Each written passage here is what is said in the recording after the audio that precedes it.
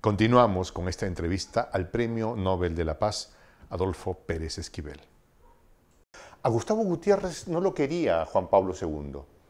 No, porque Juan Pablo II, yo tuve discusiones con Juan Pablo II, Ah, mire usted, cuéntenos, profundice en esto, por favor. bastante serias, ¿no? Fue en el año 81, estuve 6 veces, Con, terminamos amigos, mire usted. pero la primera vez que estuvimos fue muy duro, porque pido una entrevista con el Papa. Me la otorgan, fue en febrero del 81. Yo ya era premio Nobel.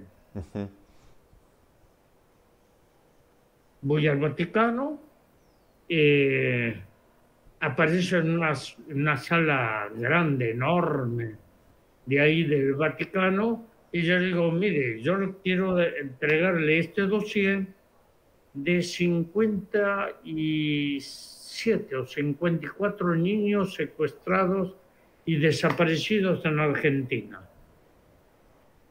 Esto me lo dio la presidenta de Abuelas de Plaza de Mayo, Chicha Mariani. Este dossier se lo mandamos por 3 canales, nunca tuvimos contestación. Tengo las fotos, ¿no? Que estamos los dos juntos mirando y el Papa miraba, no, no, esto nunca llegó a mis manos. ¿Cómo nunca llegó a sus manos? Se lo mandamos por 3 canales. No, no. Dice, bueno, esto queda conmigo. Y después le dice, mire, usted me hace así con el dedo. Como le Y hizo a, ¿cómo se llama? A Monseñor el Romero. resto cardenal, sí. Me dice, usted tiene que pensar en los niños de los países comunistas. Y le digo, mire, estos niños, ningún niño eh, tiene ideología, son niños que hay que cuidarlos, que tienen que nacer en libertad. Y estos fueron secuestrados y desaparecidos por una dictadura que se dice defensora de la civilización cristiana y occidental. Buenas tardes, lo dejé así y me fui. O sea, no duró ni 5 minutos la reunión. No, así fue. Porque me puso mal. Pero claro, ¿Cómo me va a decir? Después tuvimos otras veces y ahí comenzamos a conversar y yo creo que era un buen hombre Juan Pablo II, pero creo que estaba mal asesorado. Vaya a saber qué cosa le habrán dicho de este que me viene a ver, vaya a saber de qué pozo salió, ¿no? ¿Qué ideologías tiene? Porque decirme que usted tiene que pensar en los niños esto no tienen ideología, son niños claro. y tenemos que cuidarlos, tenemos que amarlos. ¿Tuvieron alguna respuesta, alguna gestión que hizo a favor de los niños? ¿De Juan Sí, Pablo? a la semana Juan Pablo habló públicamente en la Plaza de San Pedro y habló sobre los derechos humanos en Argentina y sobre los niños. Y yo creo que fue Obvio. gracias a ese dossier que le entregué. Claro. Después tuve 5 veces más y ahí pudimos conversar y pudimos ver. Una vez estuve con la Madre Teresa de Calcuta, Ujú. ¿no? Y estuvimos también ahí en Asís, en un gran acto interreligioso con el Dalai Lama y todas las religiones, Ya. ¿no? Creo que eso fue en el 86, si no me equivoco, si mi memoria no falla, Que ¿no? no creo, la verdad. No, todavía a mis 91 años Ajá. no se me fue la memoria.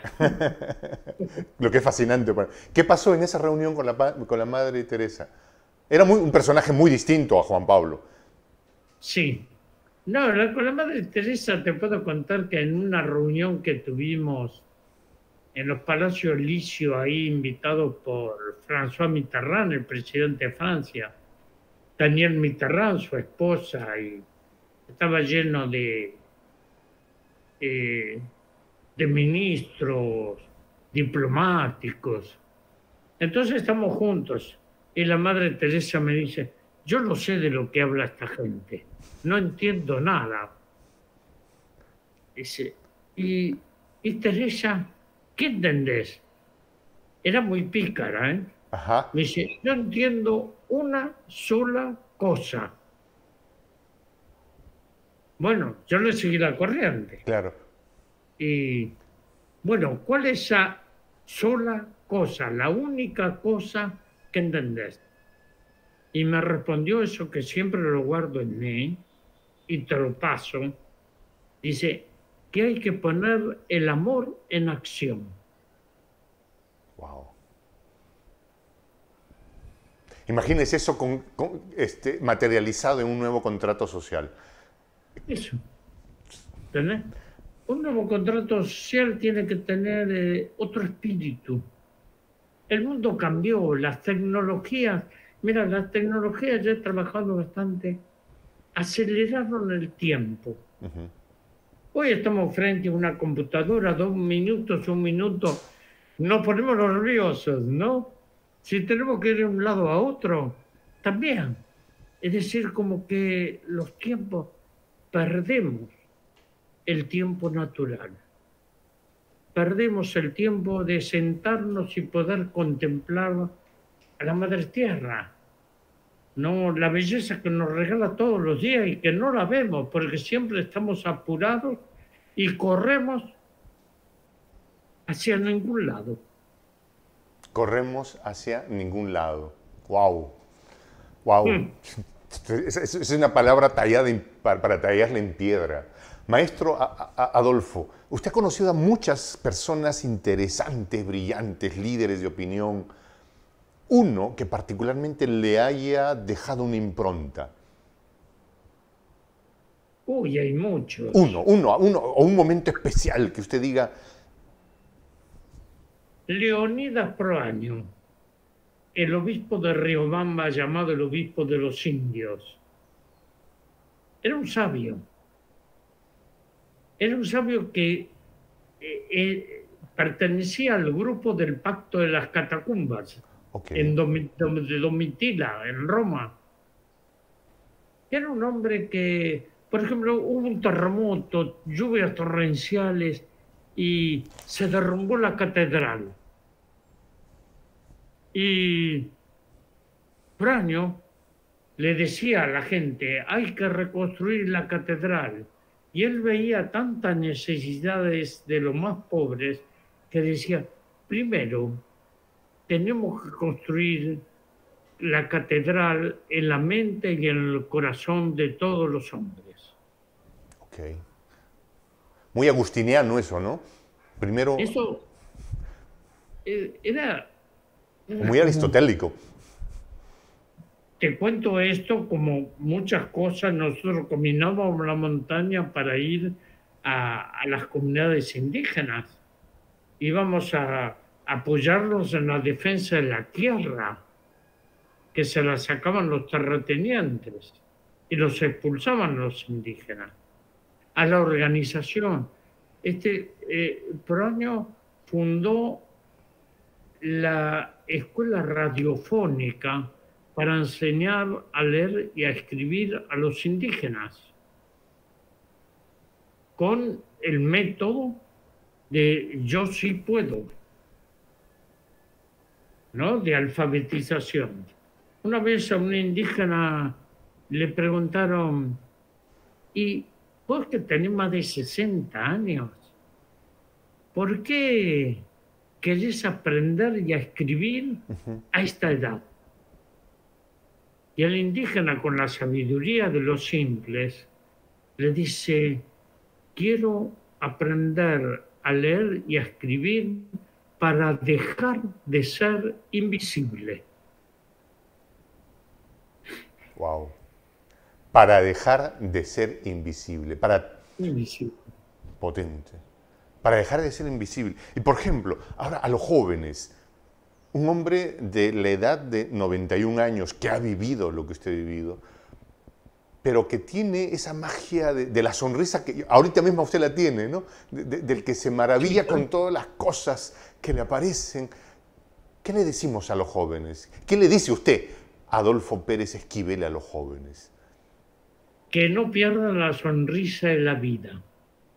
El día que dejen de sonreír es porque están vencidos, porque perdieron la esperanza. Entonces eso, cuando a mí me dicen que un militante es amargado, digo, cuidado, si ese militante está amargado, no es un militante, es un amargado. Porque la militancia, si no tiene la alegría de lo que está haciendo, de la lucha, de que otro mundo es mejor, que podemos generar otro mundo mejor para todos y todas, está perdiendo el tiempo. Entonces el asunto es cómo valoramos las cosas, cómo tratamos. Yo he estado en zona de guerra, de mucho dolor, mucho sufrimiento, pero uno siempre trata de encontrar esa sonrisa en la vida que le he encontrado A eso en voy. ella. Y permíteme hacer una valoración que en otras circunstancias no me permitiría. Yo lo observo a usted, maestro Adolfo Pérez, y lo veo así como una sonrisa del niño que se maravilla por las cosas. O sea, puede ser que, no, pero me parece que estoy, mira algo y, qué bonito. Y pasa una mariposa, y qué bonito. O sea, me da la impresión de verle como un maestro, pero también en el fondo un niño que no deja maravillarse por la simplicidad de la vida. ¿Me parece o es una Mira, especie de secreto suyo? te voy a decir algo. En la filosofía Zen habla de un cántaro. Y el cántaro ese está lleno de porquería, de ideología, de... Para que entre la luz hay que vaciar el cántaro. El cántaro somos nosotros, nuestra mente, nuestro corazón, ¿no? Tenemos que vaciar el cántaro para que entre la luz. Y esa luz es de esperanza, es que sí, otro mundo es posible. Lo que dijimos en el comienzo en el Foro Social Mundial en Porto Alegre, otro mundo es posible. Es posible si asumimos la responsabilidad de que sea posible. Vos te acordarás de la rebelión de los estudiantes En París. en París, en el año 68, creo que fue, que decía, Todavía no había nacido, maestro, para eso yo. no, bueno, pero te lo digo porque es importante, Ajá. dice, seamos realistas, pidamos lo imposible. Perdón, ¿puede repetirlo? Seamos... Seamos realistas, pidamos lo imposible. Es posible si estamos dispuestos a comprometernos y a cambiar.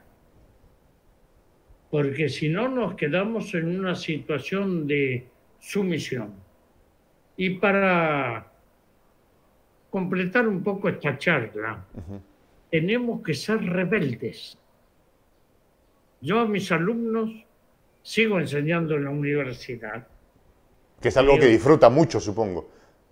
Sí, claro, todos los días. Hay que ser rebelde, rebelde de conciencia, rebelde frente a la injusticia, porque si no, somos sometidos. Tenemos que ser rebeldes, rebeldes de conciencia,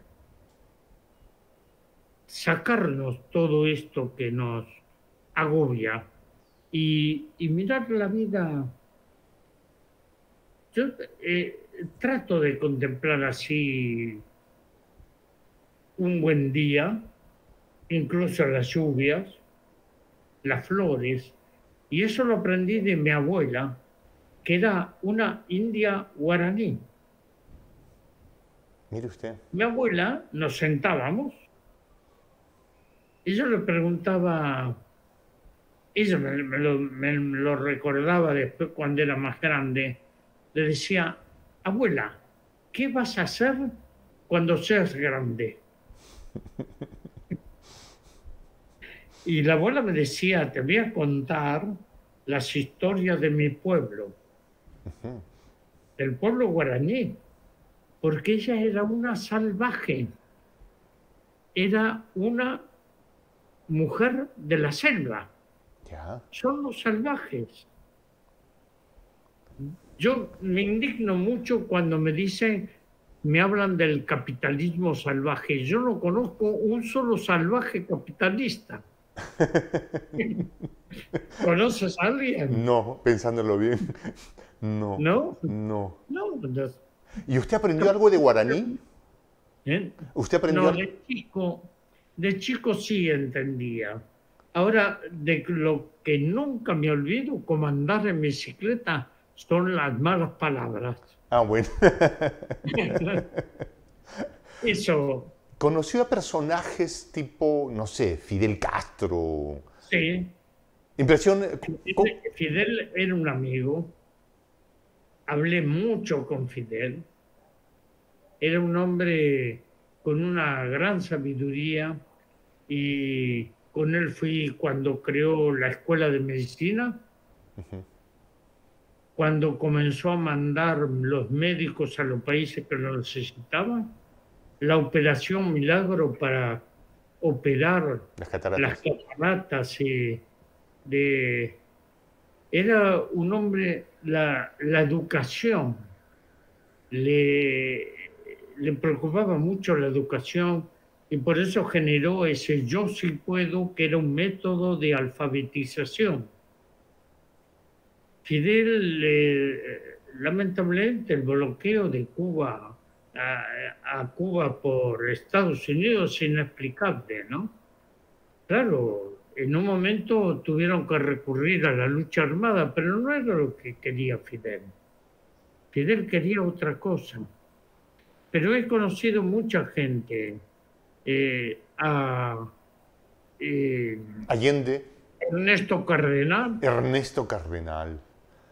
Grande. es un poeta, un místico de la abadía de Getsemaní en Kentucky, discípulo de Tomás Merton. Juan Pablo Sí, lo lo acusó agredí. así.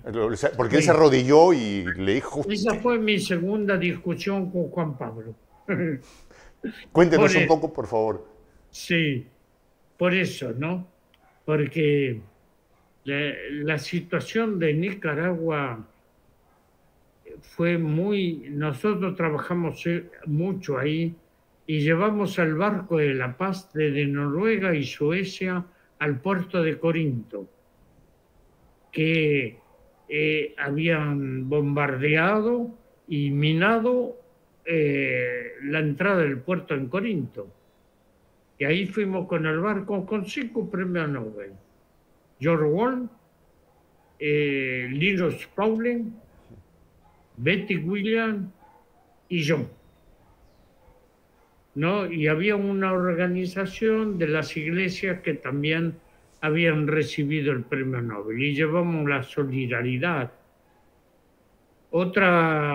Otro viaje que hicimos fue el barco de la solidaridad de Noruega a Polonia, cuando todavía Les Walesa era dirigente sindical. Claro.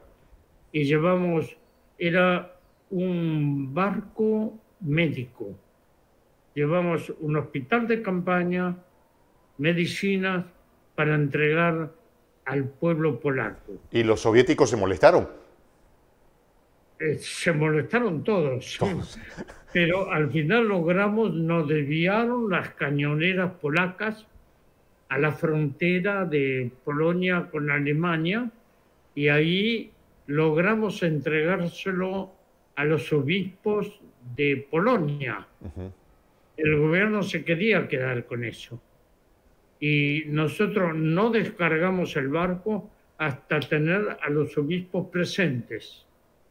Okay. Bueno, estas cositas hacíamos por ahí. Y Ernesto Es- Cardenal usted Cardenal era era un ministro, hombre recuerdo. que se comprometió como ministro de Cultura de Nicaragua. Hoy yo no estoy de acuerdo Sí. con Daniel Está muy Ortega. complicado el escenario ahí. Y le he mandado carta, no me contestó, pero yo eso no lo puedo apoyar. No puedo apoyar. Si hay una injusticia, por más que en un momento fuimos amigos y compartimos, en lo que está haciendo Daniel Ortega yo no estoy en absoluto de acuerdo. Es de hermano decirle Está al hermano que está repitiendo, equivocado. está repitiendo lo que él combatió antes, que Nicaragua no tenía que ser así. Ok. ¿No? Entonces, estas cosas no.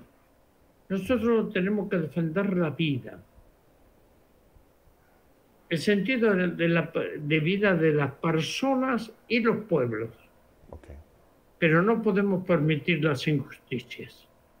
Eso siempre las combatimos y las vamos a seguir combatiendo, ¿no? No sé. Ahora, las nuevas generaciones tratamos de, como decimos, pasarle la posta, ¿no? Claro. Hay un tema que me gustaría, sobre el que profundice, que usted tomó hace un rato y que me quedó resonando. Ucrania, moviéndonos a otro escenario ya. Ucrania es la gran víctima en este tema, Sí, respecto a la guerra del este de Europa. sí. ¿Podría profundizar en esta idea? Pero, mira, nosotros tenemos información. Rusia durante 6 meses quiso llegar a dialogar para que retiren las bases militares de los países limítrofes. Ucrania quería ser parte de la OTAN. Rusia atacó a Ucrania. Yo no estoy de acuerdo con esa, pero fue la decisión política del gobierno ruso. Pero aquí hay otros agentes, como Estados Unidos y la OTAN, que comenzaron a mandar armas, pero no quieren negociar la paz. No quieren sentarse en una mesa de negociación. Y eso es grave. Es grave también para el mundo, porque si desata una guerra nuclear, aquí no quedan ni las moscas. Entonces hay que tener mucho cuidado con esto. Y nosotros venimos tratando de apoyar al Papa Francisco. Decime una cosa, te voy a hacer una pregunta. ¿Conoces a Mafalda? Sí, claro. Este personaje A tan... Mafalda Kino. Sí, claro, claro, la niña de la caricatura. Yo era amigo del padre De Kino. de Kino. Ya. A veces nos íbamos a tomar algún traguito por ahí Ajá. para charlar, ¿no? Pero hay 2 cuadritos de Mafalda. Uno dice, el Papa siempre pide por la paz y pide para que superar el hambre y pide contra las injusticias.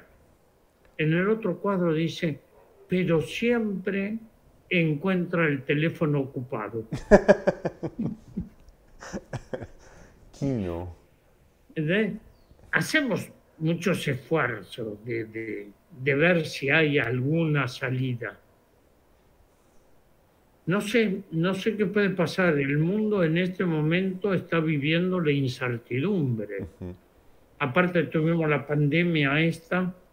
Y hay algo, mirá, el Consejo de Seguridad de Naciones Unidas,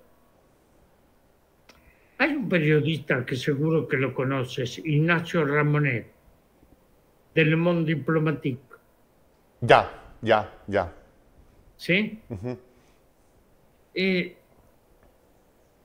Me manda rápido un correo y me dice, está atento a esto. Y él publica unas notas, las aves de destrucción masiva. ¿Sentiste hablar de eso? Por favor, profundice en el Las tema, maestro. aves de destrucción. Aves, Aves. no armas. No, aves. Por favor, profundice en esa idea.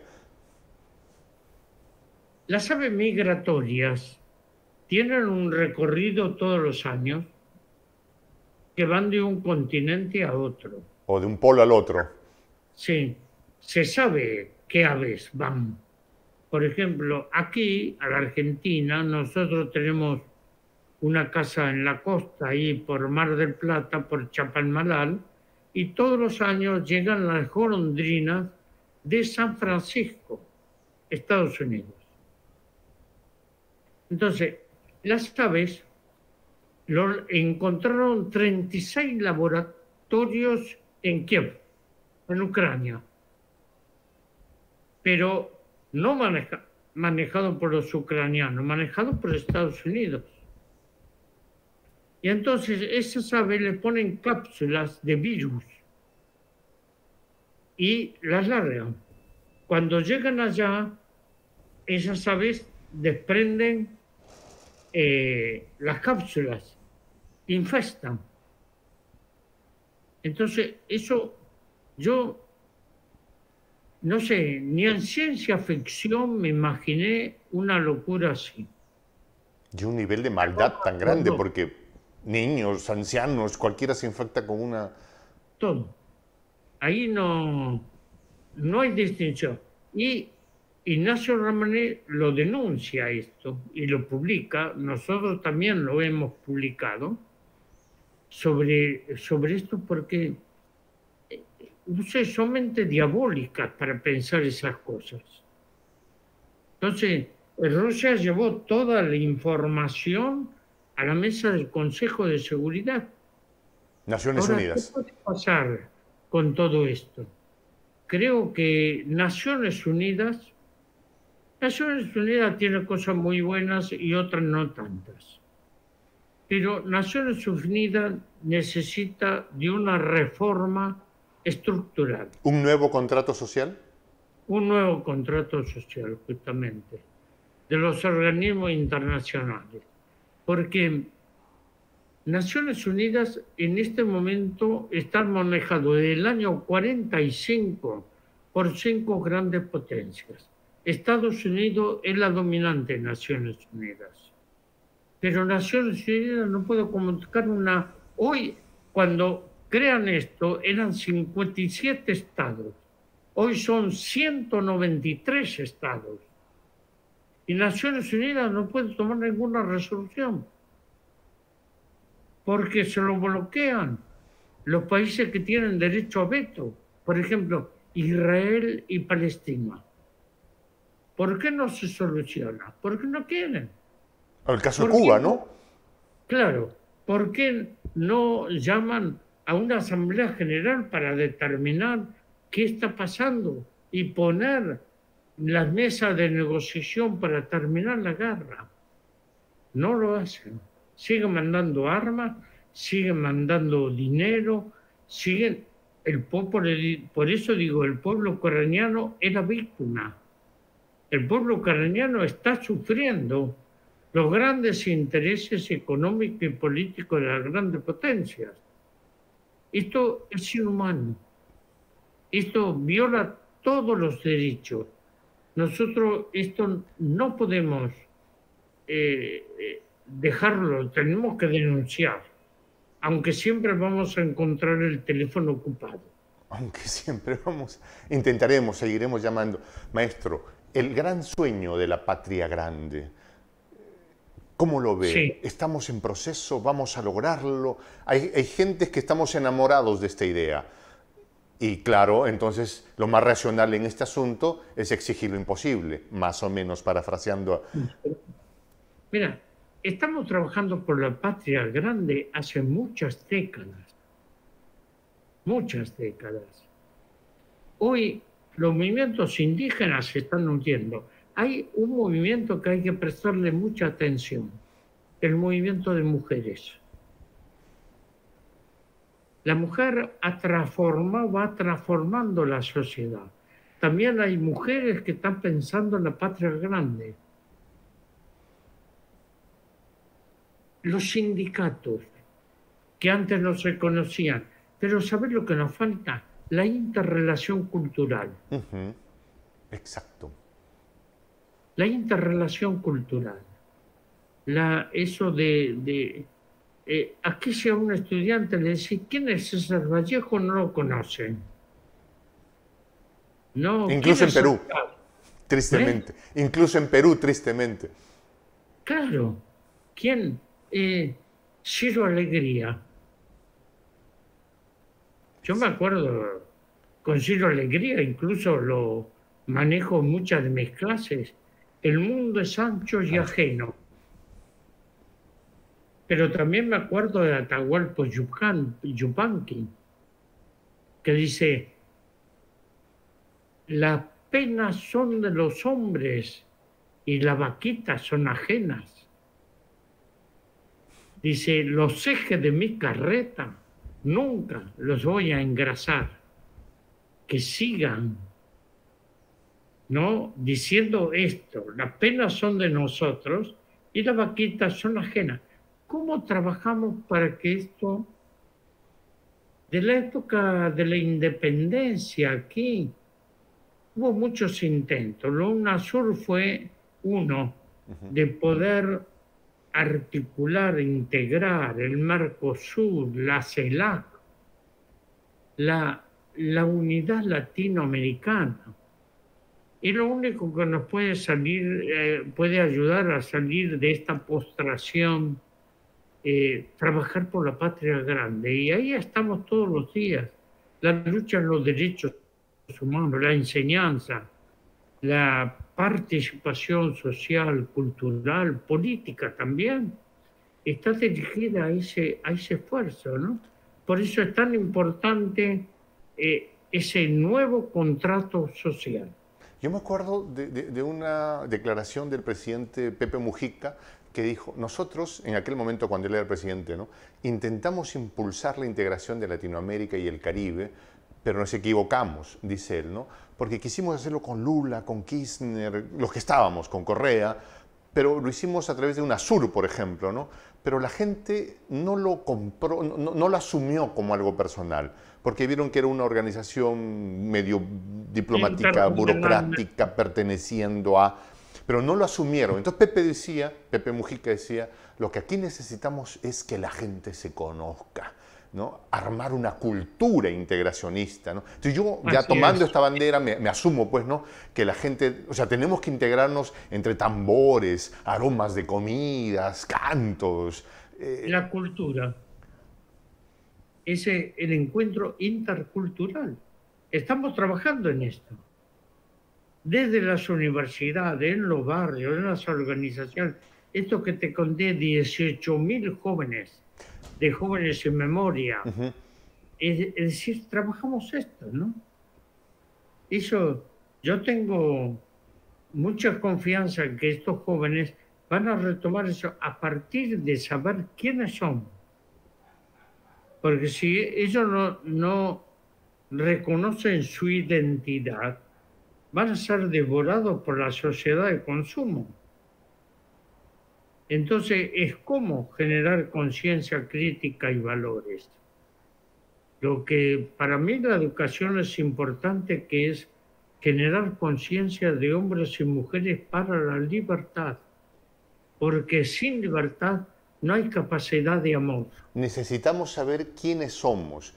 Y esto implica probablemente lograr nuestra descolonización intelectual, pero sobre Así, todo de los intelectuales de Latinoamérica, de los así es. intelectuales de izquierda, ¿no? Sí, sí, sí. Porque después repiten lo mismo que combatieron. ¿No? Hay que liberarse mentalmente. Un poco lo que te conté, hay que vaciar el cántaro para que entre la luz. Yo voy a Bueno, repetir, yo sé, maestro, yo sé de su tiempo, usted es una eminencia, pues una biblioteca de la cual se pueden extraer mucho conocimiento, pero sé que su tiempo es complicado. Quiero agradecerle por habernos acompañado. No sé si usted quisiera decir algo a todos nuestros... desearles mucha fuerza, mucha esperanza. Y como decimos en América Latina, hasta la victoria siempre. Hasta la victoria siempre. Yo puedo pedirle algo porque lo veo a usted muy radiante. Sí. Usted podría despedirse contándonos un chiste tipo Quino o el que fuera. Ah, Cualquiera, el más pícaro que se le ocurra. le voy a contar que no es un chiste. A ver. No a mí me lo contaron, yo no estuve presente. Ajá. Con alguien que mencionaste, Fidel Castro. Méndez Arceo, el obispo de Cuernavaca, ya falleció, era muy amigo de Fidel. Entonces, un día se reúnen y Sergio dice, Fidel, tú eres un hombre enviado por Dios para tu pueblo. Pues sabes que Fidel fue formado por los jesuitas. Y Fidel se agarraba la barba. Tardó unos minutos en contestarle, lo miraba a Sergio y le dice, Sergio, no te creo, pero me gusta. Maestro, un honor haberlo tenido con nosotros, agradecerle su tiempo, yo sé que su agenda es complicada y Bien. esperamos que en otro momento disponga de tiempo para seguir nutriéndonos con su conocimiento. Bueno, hasta pronto. Muchas Me gracias. alegro de conocerte. Claro que sí. Bueno, nosotros nos Chao. despedimos y desde aquí me despido con esta expresión en el quechua milenario, en el quechua de los incas, Tupananchis Kama, cuya traducción al español es hasta volvernos a encontrar. Bueno, chao.